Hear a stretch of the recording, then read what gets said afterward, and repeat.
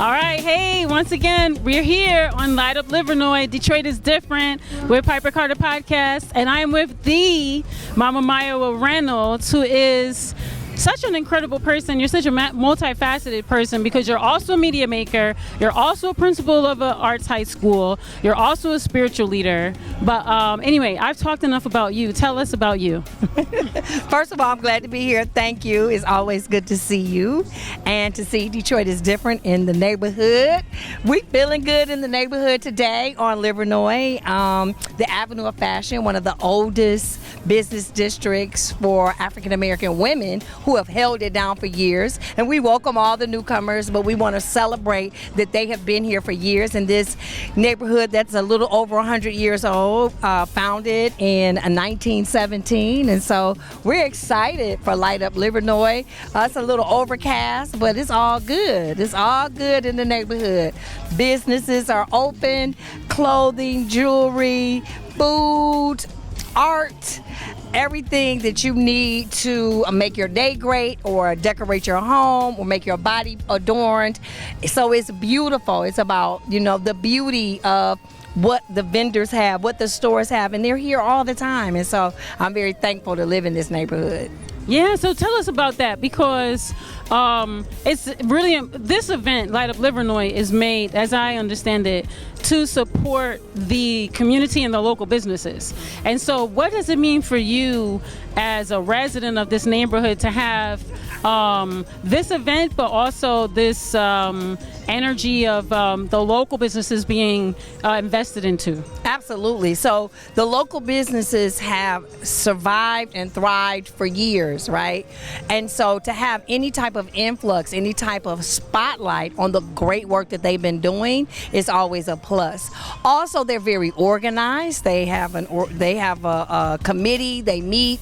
I think they support one another from what I see. And then the addition of restaurants on Livernois now, thriving restaurants that stay busy, that are active. So in addition to the fashion, to the hair and the nails and the beauty, in addition to the art, we have restaurants and a variety of them in a variety of menus to choose from very affordable to high end. And so that is really exciting because it's saying that the people that held it down, that they were right. This is a great place to eat, to shop, to adorn yourself and decorate your house. And you can save gas money because you can just walk right up here. What's that like for you as a Detroiter? Oh, as a Detroiter, I love it. I had to adjust to the large sidewalks because I know one of the things we're lacking is parking. But I noticed recently that a parking lot that had been empty for years is now actively involved. So if we can have the correlation between providing parking for people that need it, we've already gotten rid of lanes to add more sidewalk, so there's only 2 lanes, so the traffic sometimes is slow and backed up, but slow is better than speeding. So that was, I think, one of the points of making it that way. But as long as we have a place to park, I come from home. Right now my car wash is way down the street and I walk from there. So having a community that's walkable, I know that was a vision and they've been working on it and I think they've achieved it. It's just that we don't have very many walkable months, but during the walkable months we can maximize this opportunity. Yeah, and before we go, so Detroit is different is a family affair, and you're a part of the family. Literally and figuratively. And so can you tell us about your media career? Oh, wow. I graduated from Specs Howard School of Broadcast Arts. Shortly after I met Baba Lumumba, I don't think we may have been married by then. We're celebrating our 30th year of marriage. And so, yeah, we produced together. I've done everything from voiceovers to video production, film, editing, hosting shows on radio and on television. And that's really Lumumba's lane, but I can play in it because I did study it to show myself worthy in the media arts. And of course, Detroit is different by our cousin, Kari Frazier. We're very supportive of maintaining a strong presence in media, broadcast arts, and telling our stories. I think that if there's anything else, anything of importance. It's the skill set, right? Baba Lumumba always advances himself in the technology, but the main reason for me and for black people, I think, to be in media is to tell our own stories, because there are other people always trying to tell a story for us, and we look at it and we say, that's not us, that's not how we move, that's not how we think, that's not how we organize ourselves, that's not our family. But the only way we know that we can share what really is the essence and our own culture is to be involved in the media, like yourself, a Mughal, right? In the media, every strand of it, broadcast, television, social media, and telling our own stories. And for that, you know, hey, let's tell our story so everyone will know. Yeah, and I'm going to do a couple more questions. I know we're supposed to be ending here, but your story is so vast. You also dance. And can you tell us about your dance career? Because, you know, Detroit, the Detroit that I grew up in, which is the one you grew up in, dance was a very prominent part of our community and our culture, and it seems as though dance has sort of disappeared a little bit. In the ways in which I saw dance, we're going to see lots of performances, having different dance companies. Can you talk about the state of the professional dance world, or just the dance community in Detroit? Oh, absolutely. Detroit has a very strong dance community, and I want to give honor to the roots, right? Like Tony's School of Dance on Grand River, Clifford Fears, who was an original Dunham dancer who taught many of us. He was my mom's teacher. Yes, he was my first teacher, right? He was my teacher. Yeah. And then the people he taught that are now teachers, right? Andrea Haynes Johnson, who taught at Renaissance, then went to Chicago, and she's with Deeply Rooted. So you have those three pioneers. Miss Ellis, you know, Gina Ellis's mom, who helped, right? And she helped to institute dance in Detroit Public Schools. So at one point, Detroit Public Schools, when they had over 250 schools, every school had a dance program, and that was because of the work that Miss Ellis had done, laying that foundation. I went to Mumford. I learned ballet. I learned modern at Mumford. I learned to drive. I learned how to swim, right? Your local neighborhood high school had everything you needed to be a well-rounded person. And that intersection between Clifford Fears and my dance teacher at Mumford catapulted me into a dance career. We do have several dance studios in the city of Detroit, Detroit Windsor Dance Academy, and then several in the surrounding areas that are run by black women. Motor City Dance Factory, Lachelle School of Dance, Legacy, The Zone. These dance schools, and there are others, they come from Detroit. They're rooted in Detroit, so they may not be located currently in Detroit, but the teachers and the programs are all influenced by the dance community of Detroit. So I think we're still strong. We're just more dispersed. And also, we have Lisa McCall and others who left Detroit and went to New York and blazed it in New York, okay? Judy Milner, her beautiful daughter, India, who's in New York at American Ballet Theater. I mean, just outstanding. And so, as choreographers, as dancers, Detroiters have traveled around the world, and we've influenced dance. So I think it's still strong. It's just more spread out.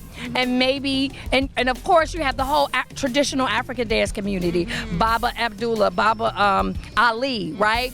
Baba Ali has taught everyone. And the tradition of the djembe and the dundun, Omawale dancers, Japa Nago, all these community of dancers, Amin Ra, and Zoma Amin Ra, we have a strong African dance and culture community in Detroit, and we'll see them at events all around, but they're all connected, familial connected.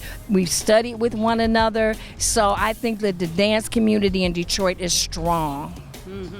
And then I want to end on this note. So, you know, you talked about community, and you talked about a lot of history, and then a lot of people who have come from here and what they've done. As something that you have done and are doing is continuing the legacy to share arts in an educational manner. And so you spoke about the ways in which Detroit Public Schools fed into our young people. Can you talk about the way that you, as a principal of our Detroit Arts Academy, and is, because we have one, right? We only have one. Detroit School of Arts. Yeah, Detroit School of Arts. And when I was going to school, we didn't have a School of the Arts. I went to Northwestern High School, and that was kind of our School of the Arts, but we actually got the School of the Arts. Music and dance, for sure. Yeah. I was in a dance program. And so to have an arts program or a whole institution dedicated to teaching arts to the next generation, you're tasked as at the helm, I should say, or as a leader in that space as the principal. But you're not a regular principal,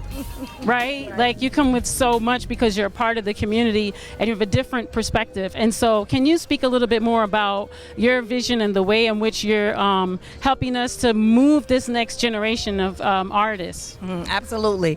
First, I pay honor to Kim Weston, who met with Clifford, who met with Coleman Alexander Young and got him to earmark some of the summer youth employment dollars for the arts. I was in that youth program, Festival of the Arts. Yes, so I was in the first Festival for the Performing Arts. Yes, with Kim Weston. The first year was at Northwest Activity Center. There were 50 children. I was only 13. I was signing in every day and didn't know they were getting paid, right? So I became a mentee of Kim Weston. So I want to thank her for planting that seed. So I've been an artist my whole life. And I see the work that I do at Detroit School of Arts as a mission to show the power of the arts. One, that our children are extraordinarily talented, right? And that with talent, there is a skill set. When you have great teachers, they give you the skill set so then you can compete on the world stage. We just had a student in theater. He was sent to New York to compete for a theater contest. He didn't even know that they were looking at him, right? Because they're just doing something so well. And so I tell the students, I tell the teachers, I tell the parents, we're not just competing in Detroit. We want to compete nationally. And the way you do that is you gather together a team of teachers and support staff that believe in our children, that they are exceptionally brilliant, and it is their responsibility to shine that, to bring it out, to affirm it for them, to let them see themselves in these spaces, whether it's backstage or in front of the stage, whether it's behind the camera or in front of the camera. There is a space for them because they deserve to be there. So my responsibility is to make sure they have the skill set so they can go right into a career. I want them to go to college, they can go to conservatory, but what I want them to have is a skill set to know that just being talented is not enough. We come here talented. We are the standard of talent. But what we want to add to that is a skill set on how to think, how to write, how to speak, how to bifurcate what's BS and what's real, right? How to organize, how to stand up for yourself. And the artists are the ones who keep humanity humane. Right? And so my responsibility is to help young people see that they have that power, right? They're not just there to do math and science and English and dance. They are there to become the greatest citizen and to change this world to make it better for all of us. This is beautiful. And I wish I had you as my principal when I was young. Thank you. Because I know I gave my principal hell. But Shout out. Who was the principal? Shout out. Miss Flowers. But you know, it's so interesting as you were speaking, you know, I'm saying we, like a larger you know, people, we in society, we as Black Americans, sometimes we I want to say like romanticize like other cultures. As Detroiters, you know, many times we hear that we don't have a culture, but as you were speaking, there were so many moments that I was like, me too, me too, me too. And it just reinforced and reminded me that Detroit has a strong culture. Absolutely. We have such a strong culture, and it's like a connection. And just in this moment, you make me feel so much more connected to you because there's so many points of culture that we share. Yes. Yes. And just, you know, as we end here, I know I said the last one was the end, but I'm going to end right here. And I wanted you to talk a bit more because you also are a person who, I'm going to say you're a spiritual leader. I know you're ordained and those kind of things, and that's one aspect of it. But I would say you know, some leaders put themselves forth as a leader, and then other leaders are put forth as a leader. And I would say that you're one of those people who is actually put forth as a leader by the people. And I know I've called you to come lead, you know, events and ceremony. I know one of my mentors, Mama Gia, has called you to come lead ceremony. Can you speak about I mean, I'm not going to ask you to speak specifically because I know that's not what I'm asking you, but more in the land of how spirit. Oh, wait, and that's Prince. Hey, that's the ancestor coming to give us a little, you know, Detroit. Prince is a prophet in Detroit. Right.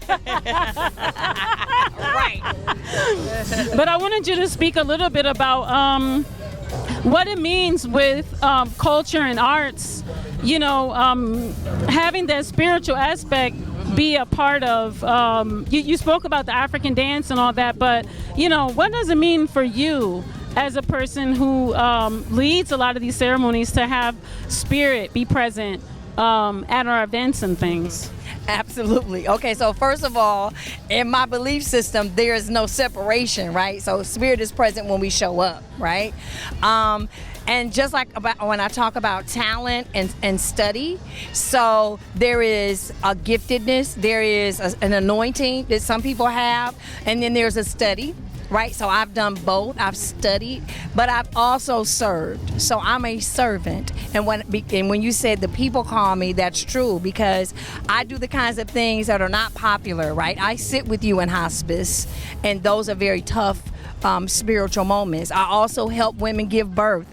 Right, so my ministry is about ministry of the people, and so whatever the people need, I've studied and made my medicine bag filled with those skills so that I can serve. Sometimes serving is about presence when people are grieving, right? So I've gone to seminary, I've gotten the doctorate, right? That's one aspect of it, but the work comes with serving the people and whatever that needs to happen, because I'm in tune with my spiritual gift. I listen and I'm guided by that, and then I'm able to render the service that's specific to the need at that time. So it will never ever be the same. It's not replicated, right?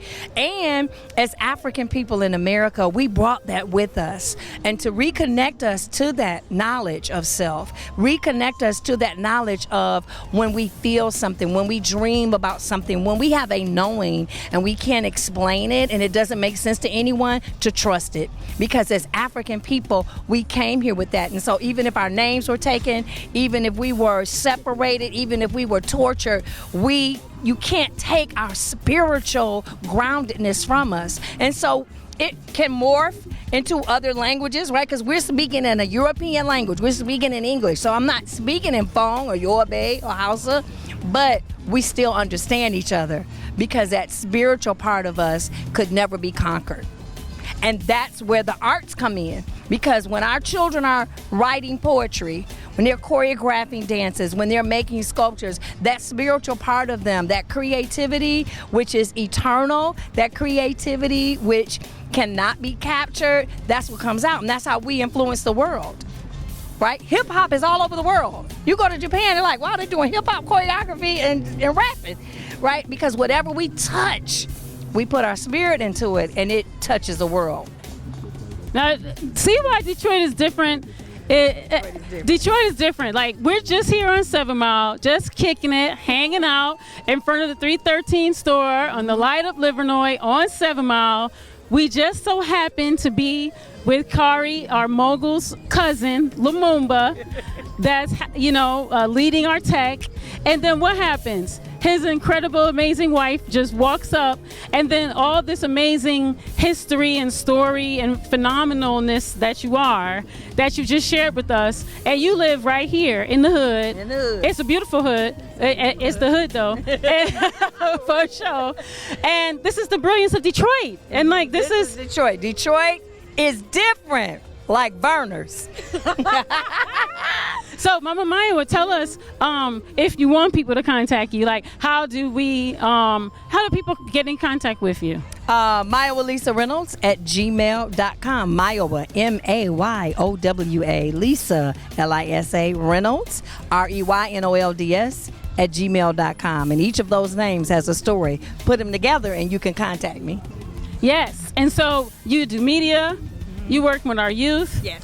You helping people, I'll say, open up ceremony. Mm-hmm. And also, do you do spiritual counseling at all? Yes, I do counseling, yes. Right. Mm-hmm. So, see, we can get our mental health and our minds right. Right. So thank you for that, our hearts right. Mm-hmm. And you also, are you teaching dance right now? I'm not teaching dance. Yeah, I'm thinking about that. Okay. But I have a long history as a dance teacher. Yeah. Okay. But you're supporting the dancers. Oh, absolutely. I love the dance. I saw one of my dancers just got a degree from Wayne State in dance, walking down the street. All right. Yeah. That's Rishi. I taught at Cass for a few years. Rishi was at Wayne State. Shouts out to Cass. I Okay. didn't go there, but my dad and my whole family went there. But Right. yeah, I shouts know, out that's to okay. Cass. We good. We good. Mumford. Northwestern. Oh, we got. You said Cody? Cooley. Oh, Cooley. Yeah, red and black. Okay. So this is, this is what Detroit is. Yes. A lot of phenomenal people that are really humble. And look at all this amazingness that just happened to be here. And then, Right. can you know what I mean? Taking a walk. Right. Just taking a walk. So yeah, well, we'll be here all day at Light Up Livernois. Light Up Livernois. Right? Yeah. Okay, thank you, and thanks for stopping Thank by. you. Thank all you. right. Bye.